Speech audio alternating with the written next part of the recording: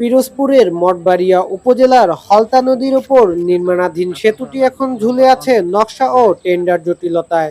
২০১৯ সালের স্থানীয়দের দীর্ঘদিনের দাবির পর সেতুটির নির্মাণ কাজ শুরু হয়। কাজটির মেয়াদ ছিল ১৮ মাস, কিন্তু ৬ বছর পেরিয়ে গেলেও কাজের অগ্রগতি মাত্র ৩৫%। নকশা পরিবর্তন, টেন্ডার জটিলতা এবং ফান্ড সংকটে থমকে আছে প্রকল্প। ফলে চরম ভোগান্তিতে পড়ছে মঠবাড়িয়া ও পাশের বরগুনার কয়েকটি গ্রামের হাজারো মানুষ। বিশেষ করে মঠবাড়িয়ার নলি জয়নগর গ্রাম, বরগুনা পাথরঘাটার নাটোরপাড়া, রশিদিয়া বন্দর বাজার সংলগ্ন এলাকার মানুষদের প্রতিদিন পোহাতে হচ্ছে দুর্ভোগে।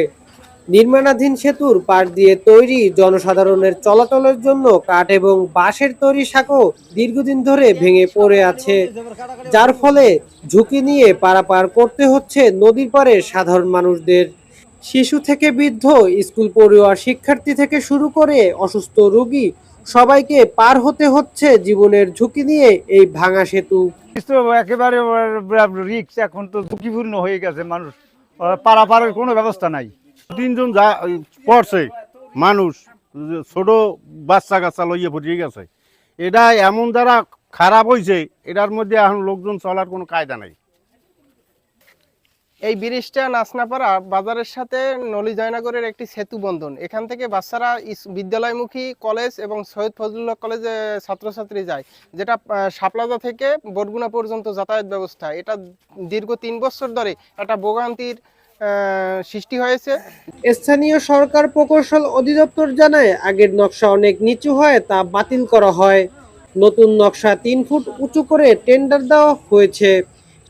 শীঘ্রই কাজ শুরু হবে বলে জানানো হয়েছে। না, ওটা কাজ চলমান ছিল, কিন্তু ওই যে ফান্ড জটিলতার জন্য কাজ বন্ধ আছে, আবার শুরু করবে। ওই যে এটা হচ্ছে আবার ওই প্রকল্পটা আবার রিভাইজ হবে, তো রিভাইজের জন্য প্রকল্প রেডি হচ্ছে এবং এই ব্রিজটা ওই প্রকল্পে রাখা হয়েছে। তো ওইটা ঠিকাদার একটা চিঠি দিয়েছে, উনি কাজ করতে চায়। ঠিক আছে, তো আমাদের যে প্রকল্প পরিচালক মহোদয় আগে যিনি ছিলেন, উনি এখন পরিবর্তন হয়ে নতুন একজন প্রকল্প পরিচালক আসছেন।